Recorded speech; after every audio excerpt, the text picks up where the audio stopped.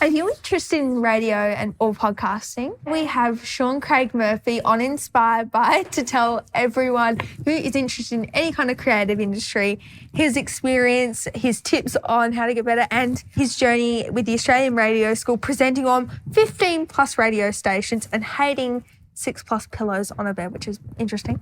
Anyway, and co-hosting the podcast Everyday Conspiracy Theories. Sean, do you want to give a little rap too? That kind of rap? He takes everything too seriously. About the episode, Shane. See, there are so many in-jokes that you just done there. Yeah, you said it all. So we're gonna have fun chatting about. This is probably going to really interest you if you want to get into radio or podcasting. You'll be able to be like a little bowerbird and take out all the shiny bits that you like. Sean, you're the owner of Adelaide's Australian Radio School, which is a great hub for being trained in radio and now podcasting, which has become, I'm pretty sure, just as popular. You grace our airwaves on SAFM, and not to mention you co-host the Everyday Conspiracy Theories podcast. Thank you for coming on Inspired By. My pleasure. My absolute pleasure. Can you tell us about your childhood? Oh, my God. I feel like I'm on the wrong couch. It should be a therapist couch here.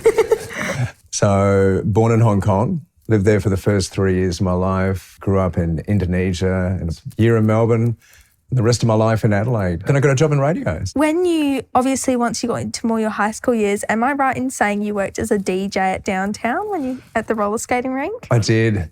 So you'd be too young to ever have gone. Did you ever go to downtown? Downtown? I think it's closed now. Yeah, I think it is, yeah.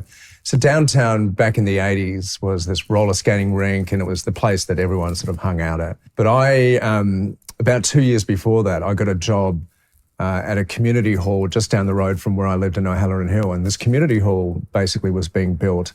This is back in the sort of late 70s, early 80s. And in the community hall, most of those community halls would have roller skating rinks as well. So I got my first job there handing out roller skates. And then one day, the DJ didn't turn up. So they were desperately looking for someone who had some music, and I used to legally record songs off the radio.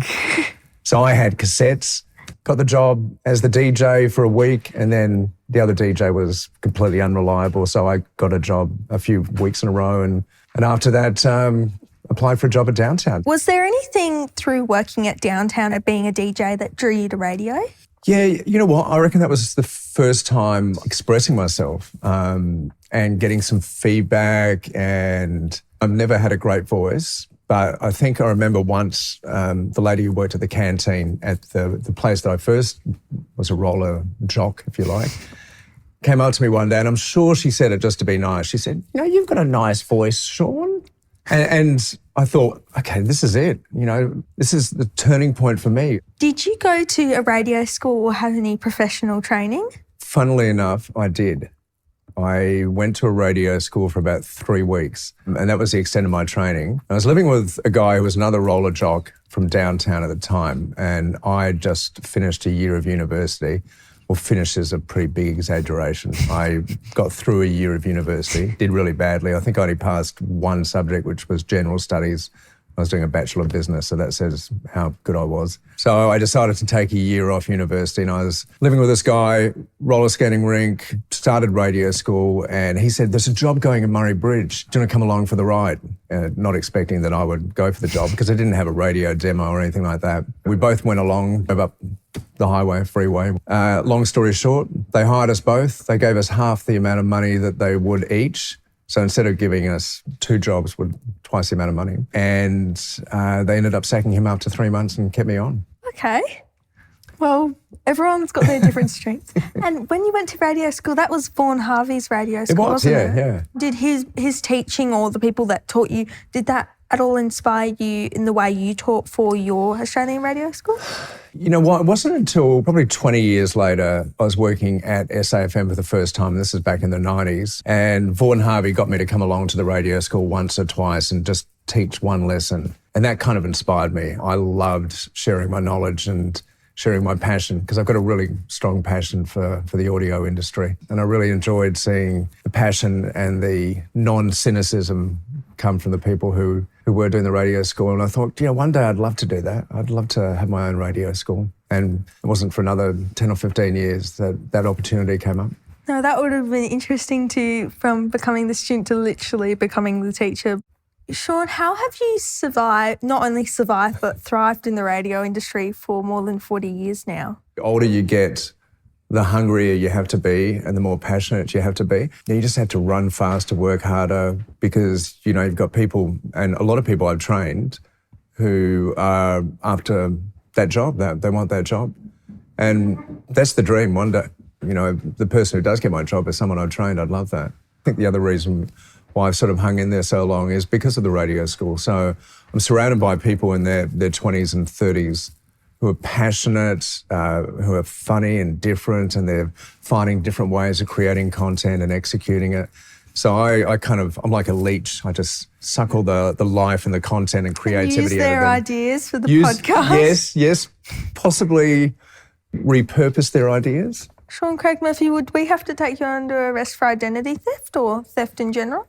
Well, I have this saying, which you would know if you've listened to the podcast. It's not where you take it from, it's where you take it to. Nice. Where do you get your inspiration from, aside from leeching it off your students? You're cheeky. Look, I don't pinch everything off my students. Okay. I get inspired by. But one of the things I say to my students when they first start the radio school course is, I'm about to ruin your life. And what I mean by that is, hopefully I don't ruin their life, but what I mean is, if you're a content creator, you have to basically have the antennas on 24/7 now and be constantly scouring for content. And you might see something on one of the social media platforms and you're bookmarking it or screenshotting it or doing whatever you can. But you're never going to be able to enjoy movies or TV shows or music for the purity. You're not going to be able to sit back and just watch something and go, gee, that was good, because you're going to be analysing it and forensically pulling it apart. Creativity is about looking at something, and it's almost like about pulling something apart and then putting it back together, but in a different way. You had been working in radio for around 20 years before you made a side shift to advertising. What was that about? Yeah, because I wrote a couple of ads for these guys, young guys who owned an advertising agency called Funaki. And I wrote a couple of ads for them while I was working I also worked at Fresh FM while I was working at Fresh FM. And they remembered me, and when they were looking for a creative director, they decided to go outside the box. And they knew that I was creative. And they said, would you be interested in being a creative director at our advertising agency? And I was like at that stage in my 40s, and they were in their young, early 20s. And I thought, yeah, why not? So I gave it a crack, had a great time for a year. But then at the end of the year, I had this opportunity to work at Mix. And I've always wanted to work at Mix because I was working previously at Triple M. But I was never able to work at Mix because they have a non-competitive clause in your contract, which means that essentially you have to wait out 3 months before you can go and work at a competitor. So I was never prepared to do that. But because I've been out of radio for a year and I was working at an advertising agency, I could go straight in and work at Mix. So that's awesome. That was my little journey into being a creative director. I've been really enjoying my sessions with you. So I was just wondering, could we do another World's Worst interview? Me interviewing you or you interviewing me? Me interviewing you. I'm very prepared. I feel that I'll try not to be cruel, but... No. I won't be cruel. You know I won't be cruel. You can do that. You can do that. There's no window cleaners this time. Oh, that's right. There was window cleaners last time. Yes. It might have been you. I mean, don't get a complex about it. Okay, I see. We've already started. Okay. So, Sean, you obviously have been working in radio for almost 40 years now. When were you inspired to take an endeavour into such a always changing industry? Can I pull you up on that? It's actually been more than 40 years. It's 41. Awesome. Getting some years around the clock. Is it 10,000 hours to get good at something? Yes. That's awesome. So you spent 20 years in radio and you got your first gig at Murray Bridge at 5MU, and then you decided to take a side shift to advertising. What do you think was your biggest takeaway from that? Chinese food. We always need good Chinese food to get through life. Yeah. And you returned to Mix 102.3. You all right, Sean? Do you want a glass of water? Not that one, no. I had that prepared the whole time I was ready. Okay, thank you very much for coming on the show. Thank you, Claire. Thank you, Shane. And that is all for tonight. Thank you for watching Inspired by, and we'll see you next week with our new interview that's going to be so much better than Shane. Bye, everyone. Okay, continuing back. See, I wasn't so cruel there, was I? No, you did well. You've learnt well. Grasshopper. How has radio maintained your interest, though? I look at radio and perhaps maybe the broader sort of medium of audio. And when I first started, I'm a pretty shy guy, so I looked at radio as a great way of hiding behind a microphone, never having to see anyone. Just still being able to be creative, but not having to worry about seeing anyone. And now it's this amazing multi-platform medium, where you can create original content, you can repurpose other content and put it on different platforms. You're a champion of that, doing YouTube videos, podcasts. You're looking into radio, you're looking into all of those different platforms. And I think that's the communicator, the content creator of the future. You've almost been interviewing me partway through, I've noticed. There's been some sneaky little questions. Yeah, because, spent some time together teaching and learning. And you know that to me, an interview is a conversation. Yeah, that's what we're trying to do today. Be poking a little bit of fun in John, but he's already done that to me a few times by calling me Claire. So anyway. You're very confident. What do you love most about running the Australian Radio School? There's so much I love about it. I've been doing it for 15 years. So one of the things I love is when someone starts the radio school and they meet the fellow students for the first time. And normally we have about 10 to 12 students in a class. And everyone kind of sizes up each other and they sit there and they listen to what's coming up and we talk about, and I like to think that I'm a really passionate person and I don't think I'm inspiring, but I like to inspire. So I love it when at the end of the class I get some great feedback there, but I then get people sending emails going, tonight I decided exactly what I want to do. And then throughout the course, they really enjoy the course and they enjoy finding out more and more about, what radio involves. And then when they finish the course and they get their demos, they get excited about that. And then when I get the phone call to say that they've got their first job, and I generally have 100 students a year and I've been doing it for 15 years. So I've got 1,500 children out there who are all in different ways lovingly fighting for attention. Proud father moment. Yeah, proud father, but 1,500 is a lot of kids to feed. You've beaten the man on Netflix, the man with 1,000 kids. You can say you're officially the man with 1,500 1,500 kids, 1,500. But I ride the highs and I ride the lows with them too. So, if one of them's lost a job or become redundant, I ride those lows as well. If they miss out on a job and they should have got one, it can be pretty heartbreaking for me. But, the flip side of that is it's pretty joyous when they do get a job and they do succeed and they're doing something they love. Did Loz go through the Australian Radio School when you were running? She did. She did the masterclass. God, when was that? 2017, I think it was. So the masterclass is a course that we have where people work in teams, which is kind of ironic because she did the masterclass with a lady by the name of Erica Modra. And Erica Modra is married to Tony Modra. And Tony Modra is, I don't expect you to remember this or know this because you're too young, but your parents will be nodding their head up and down going, Tony Modra. And any parent who watches this will know who Tony Modra is. He was kind of like a god for the Adelaide Crows. So Erica Modra was in the same team as Loz when she did her masterclass.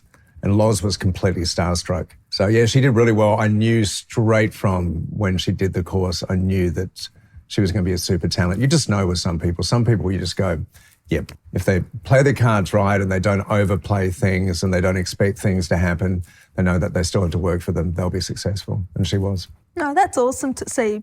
As we mentioned earlier, you co-host the Everyday Conspiracy Theories podcast with Mina Solomon, which, as I may say, it's very entertaining, very entertaining. I love listening to people argue. Especially when they're poking fun at you. No, I'm joking. What was it, the tinfoil hats that inspired this? The podcast or poking fun at each other? The podcast. The podcast. We spent about 6 months trying to work out the best topic that was going to be something that we both agreed on, something that was going to tap into our creativity. So 6 months of trialing a whole lot of different ideas. And we landed on this one idea, which was just basically low-key conspiracies that, or conspiracy theories that people have that are not sort of the hardcore ones. They're the fun ones. Taylor Swift friendship bracelets are not tracking devices. I am a Swiftie. I'm sorry. Yes, continue. I think they might be. I think the whole thing is completely satire. So some of it is so ridiculous. Well, I hope most of it's so ridiculous, but some bits make you think. And one of the reasons we wanted to do the podcast is because in the radio school, I wanted to be able to teach podcasting, but I wanted to teach it not from just a theory background. I wanted to teach it from someone Personal experience. Experience, yeah. So I've spent 18 months on the podcast now, the first 6 months coming up with ideas and just practicing and getting our chemistry right. And then 12 months of recording episodes and going through the ups and downs and the fights that we have off air and the challenges we have with time, because it's quite a consuming project, if you like, or hobby. Yeah, so going through those ups and downs and winning some awards and, getting some notoriety and then seeing our numbers dip and all those sort of things has been a really great learning experience for me. It's been, I can tell you, in over 40 years of radio, stroke audio, it's been the most joyous time of my life. It's, you can imagine a creative process where you've got no rules, you've got no one telling you what to do. You're in the master of your own domain. You start off with 0 listeners and then you end up with thousands. So you're in control of everything.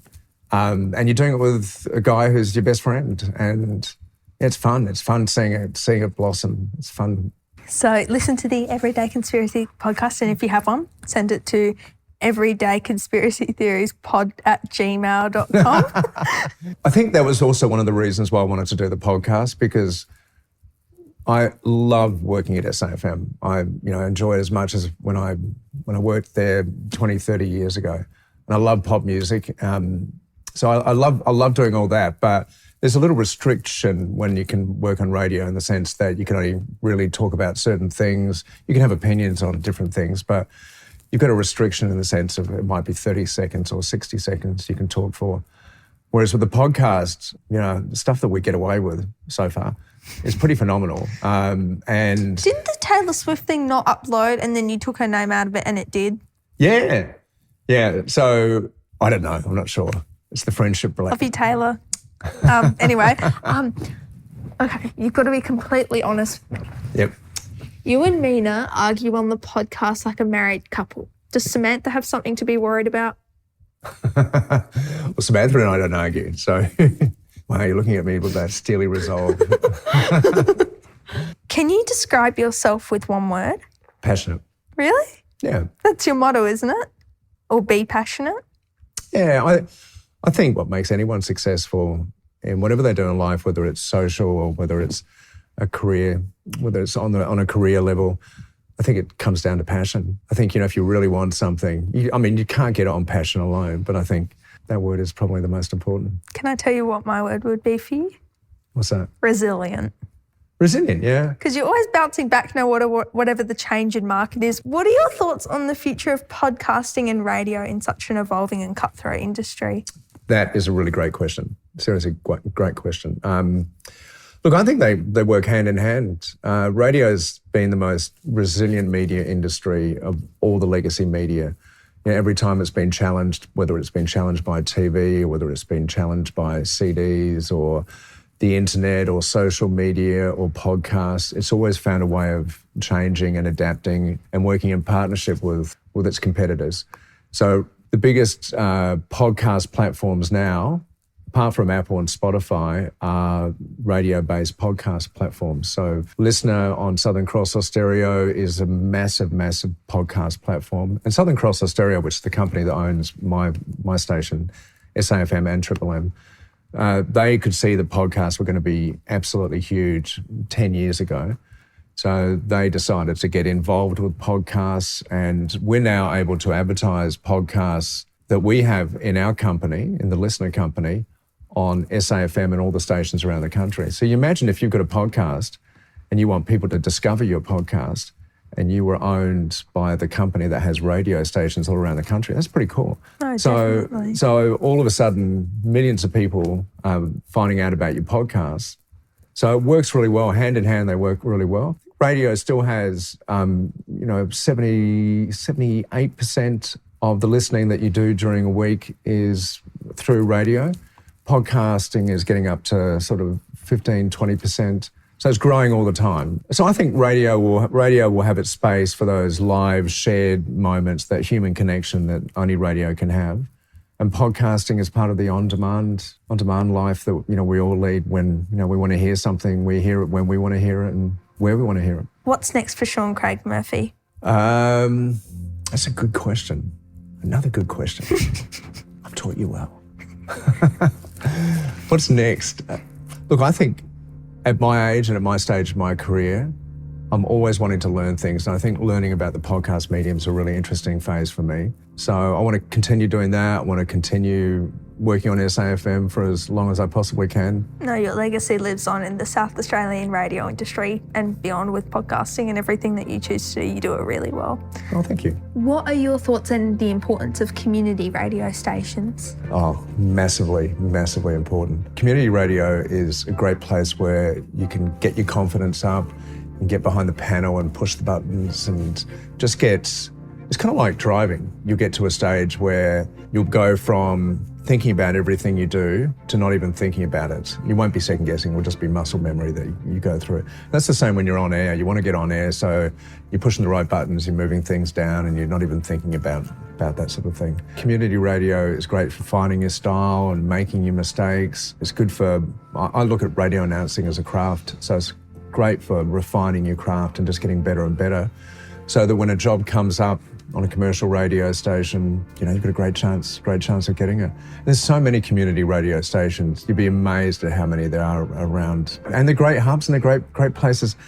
Doesn't matter. Place for people from the radio school to transition to and getting experience as well. Absolutely. I think no matter what kind of radio you do, if you're an announcer, you just want to announce, you want to create content, you want to tell stories. So you do it at a community station, but then you'll think, okay, I wouldn't mind actually making a living out of this. So a radio announcer moves to a smaller station, to a bigger station, to breakfast. I think you've already done a few podcast interviews, but then welcome to the Inspired By, what's it called? The Inspired By Hall of Fame. That is a new thing as from now. Inspired By Hall of Fame, wow. You've had some great people on there, so I'm very honoured to be part of it. We'd just like to say a big thank you from the Inspired By team for being on the show today, and just thank you for taking the time to share your incredible 40 plus years of experience. Thank you. Sounds like a long time when you say that, 40 plus, doesn't it? It's been my pleasure. It's been really great chatting. Like I said, I love doing this because I love people who are inspired, who want to sort of get passionate and do what they want to do. So if I can help them in any way, I'm very happy to do that. Thank you. Thank you very much. It's been a pleasure being on the show. Thank you so much. Robin Williams would talk about the fact that he had this definition of an ad-libber. And an ad-libber was someone who would stay up all night memorising spontaneous jokes. And that was him. So he would get to the stage where before he got on stage, the night before, he would essentially do all this preparation and research and work out if things didn't go right, how he was going to turn that negative into a positive. And that's kind of my attitude is with interviews. You're kind of like an ad-libber. You think about how the interview is going to go the next day, the predictable way it's going to go. You think about worst case scenarios and how you're going to be ready for those worst case scenarios, and you're going to turn it into a best case scenario. You're going to turn that negative into a positive. Yeah. Okay. So Claire, how old are you? My name's Isabella. Oh, sorry. I'm 13 years old. Is it? No, I'm sure it's Claire. No, it's not Claire. Yeah, no. Haven't you said it was Claire before? No. Okay. How long have you been doing it here for? About 5 minutes. Oh, you mean how long have I worked here? Yes.